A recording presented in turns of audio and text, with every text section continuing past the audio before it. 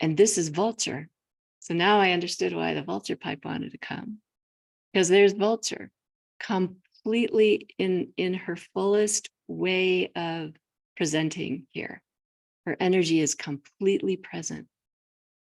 That doesn't always land like that.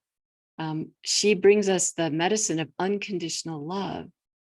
This is love, acceptance, honoring, respect for everyone and everything.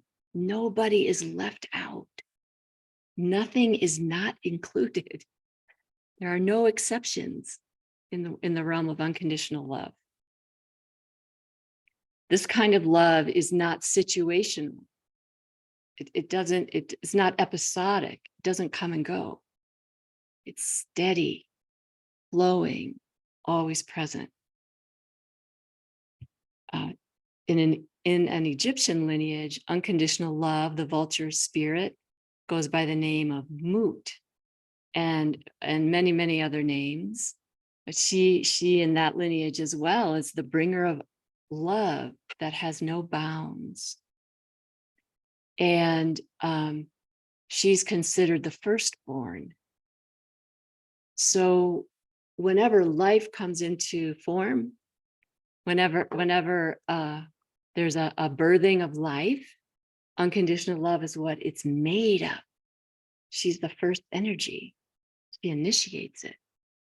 So unconditional love is known to exist in all life. We're actually walking around in a field, in an oceanic field of it on this planet. We have to get underneath some of what human beings have overlaid with all the judgments, but it's still alive. It's alive in the trees, it's alive in the rocks, it's alive in the water, it's alive in the coyotes, it's alive in the birds, it's alive in the elk, it's alive in the octopus, on and on and on. We can learn about unconditional love from all kinds of beings. The pine tree, the little insects. There's just, I can't even name them all. I don't even know them all. But we usually just have a little tiny picture of the whole of the web of life. But it might be your dog, it might be your cat, it might be a horse, They can be teachers. So we can start to remember what that kind of love feels like. And this is getting infused. It's coming into your body. This is this empowerment with the bobcat in this cycle in your life. One of the things that really wants more full expression in you is this love that has no bounds. If unconditional love has become a term that's just heard so much and said so much that we stop really even seeking to grasp it, then come up with other language. So it's fresh and new, and you're seeking it, and you want to understand the feeling of it. And here you have come into this life to embody it. To embody it. This is to be received, the harvest, the gifts the earth, the cosmos is offering. And you're here to fully embody it. That's your standing here, clear in you. It's also bringing unconditional love to death, to the endings of things. There are many, for us to move through a turning of a time, collectively on the planet, personally in our lives, there will have to be death. There will have to be dismantling of something.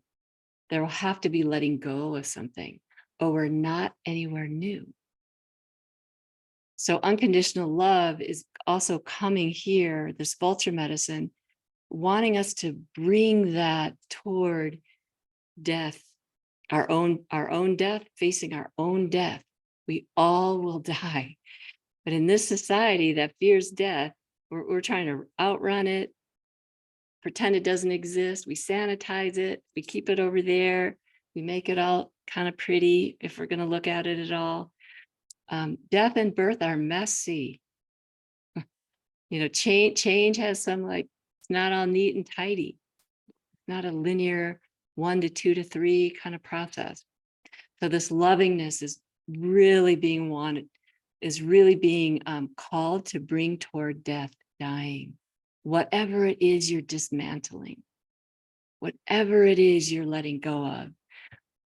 It's not to be judgments and disgust and disrespect is not to be brought to it. That distorts it.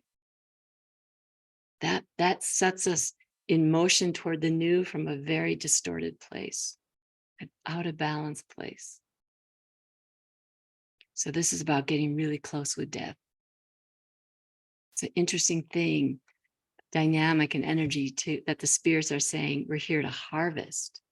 It's really interesting why they're calling us toward this. We often wouldn't think about harvesting the gifts of death, that it's something bountiful, that it feeds us.